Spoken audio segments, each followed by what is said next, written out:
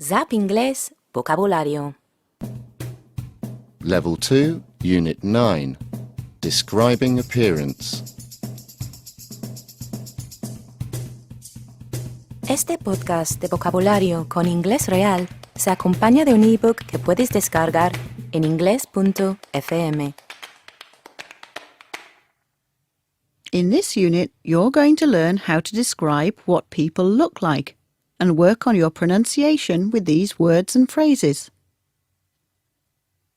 Vocabulary and listening 1. Listen to these descriptions. How many of the words or phrases for describing people do you know?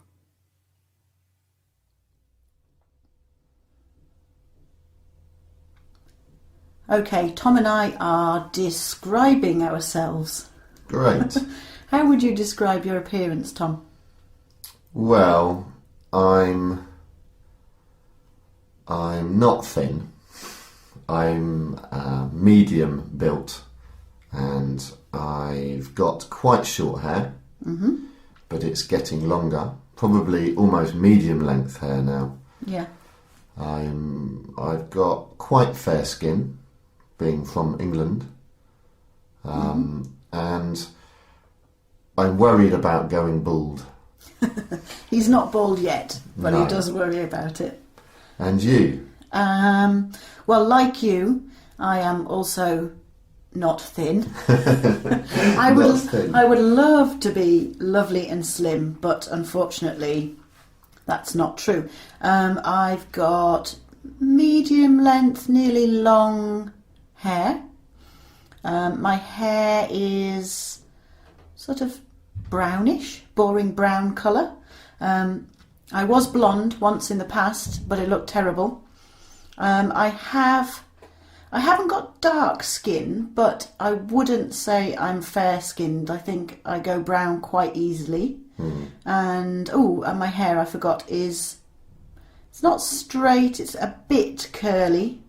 Again, when I had my blonde hair, it was spiky, but not now. I had spiky hair when I was 12 or 13 as well. Big blonde spikes. Now I just have sort of a little bit curly brown hair that's going grey. Boo. Meaning and pronunciation 1.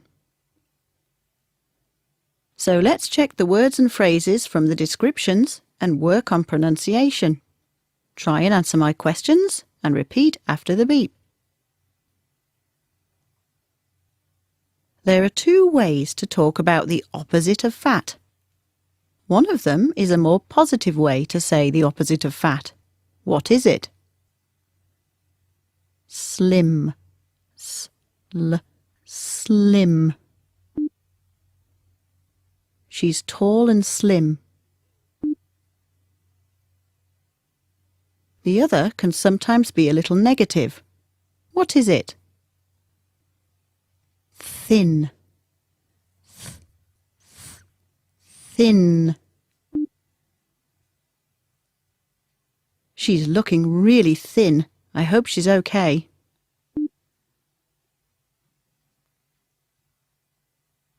There are lots of ways to describe people's hair. The description starts with he or she's got. How many did you hear or can you think of? Here are some of them. He's got short hair. He's got short hair.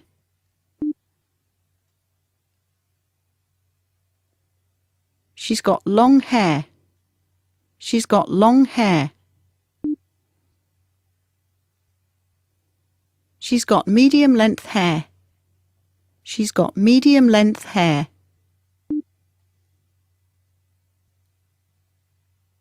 What about hair that is like a yellow colour? She's got blonde hair.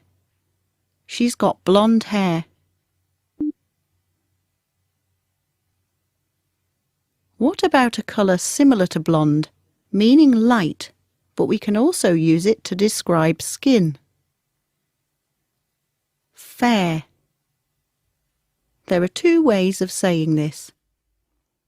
He's fair-haired.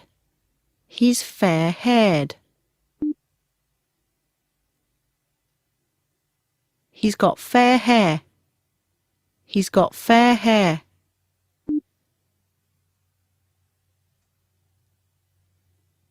She's fair-skinned. She's fair-skinned. She's got fair skin. She's got fair skin.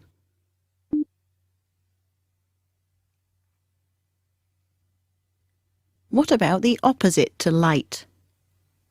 Dark. He's got dark hair. He's got dark hair.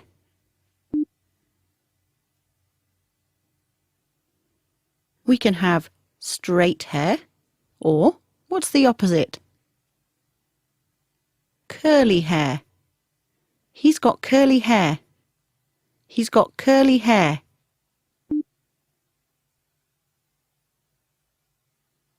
She's got straight hair. She's got straight hair.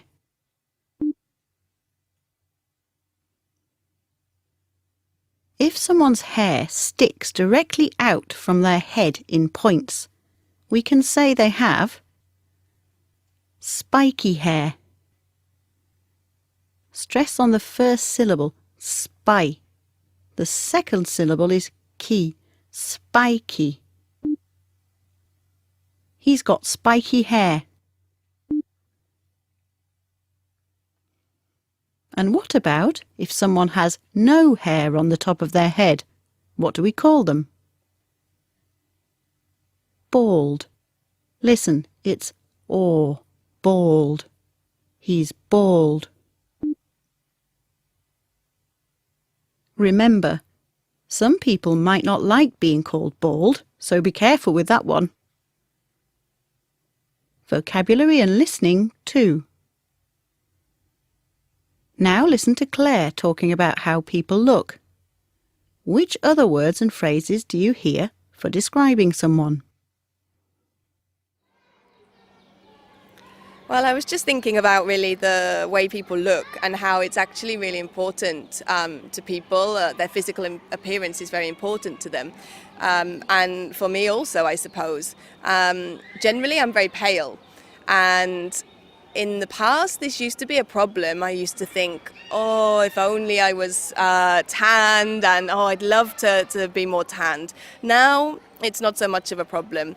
I think you have to consider the risks to health, and that, you know, to be tanned, this has problems potentially in later life. So I'm quite happy now to be pale. Okay, spots. Well, spots are a problem, aren't they?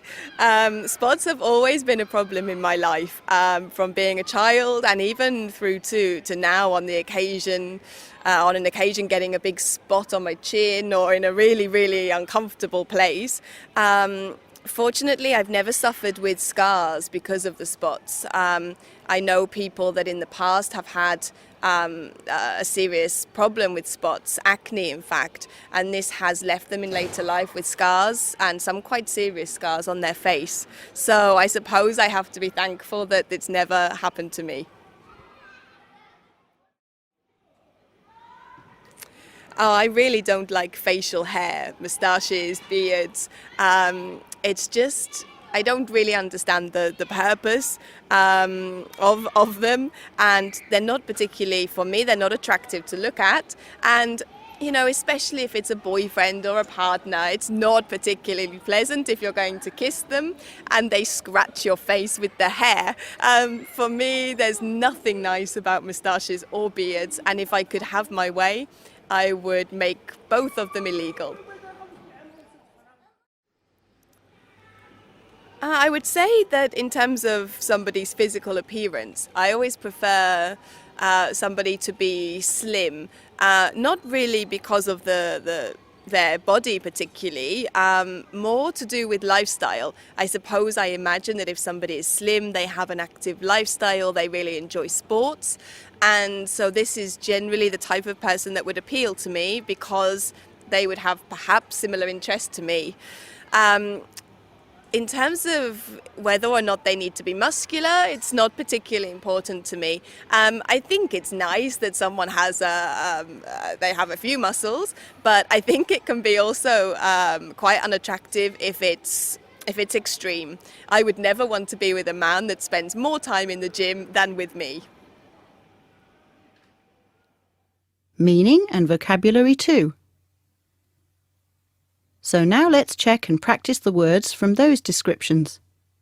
Answer the questions, repeat after the beep. What's another way to say that someone is fat? Overweight. Remember, sometimes people don't like to talk about their weight. Fat is definitely rude and you should be very careful how you use it. Overweight is more polite, but you still need to be careful. Sometimes we use it with a bit to make it less strong. It's safer to use these words to talk about yourself than another person, unless you know them really well. I'm a bit overweight. I'm a bit overweight. Now for two words to talk about skin colour. The first one means someone's skin, especially on their face, is white. Maybe because they're scared or sick. Pale. Pale. Are you okay? You look very pale. The other one means brown, because a person has been in the sun.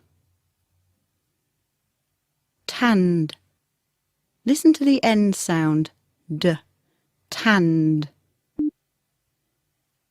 She's very tanned. Or we can also say, she's got a tan. You've got a good tan. Have you been on holiday? What do we call the red circles people can get on their face? We often get these when we're teenagers. British English, spots.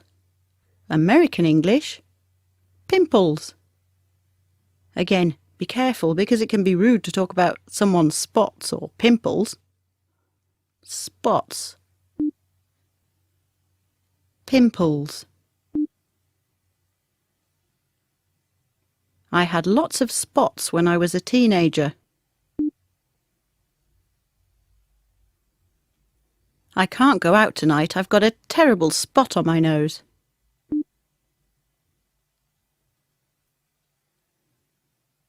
Another thing we might see on the skin is a mark from when someone hurt themselves in the past.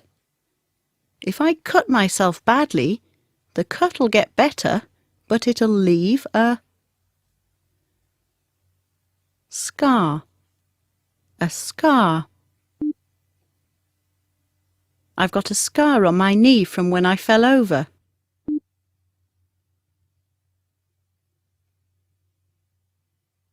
Now for hair we find on faces, hopefully on the faces of men. What's the hair called that men can grow below their nose? A moustache. A moustache. He's got a moustache. And what about when the hair is also on the chin and sides of the face? A beard. A beard. He's got a beard. And finally, when a person is strong and they look strong, we can talk about their body and describe it by calling the person muscular. The end sound is muscular.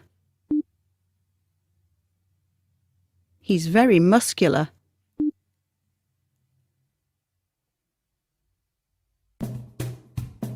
That's great.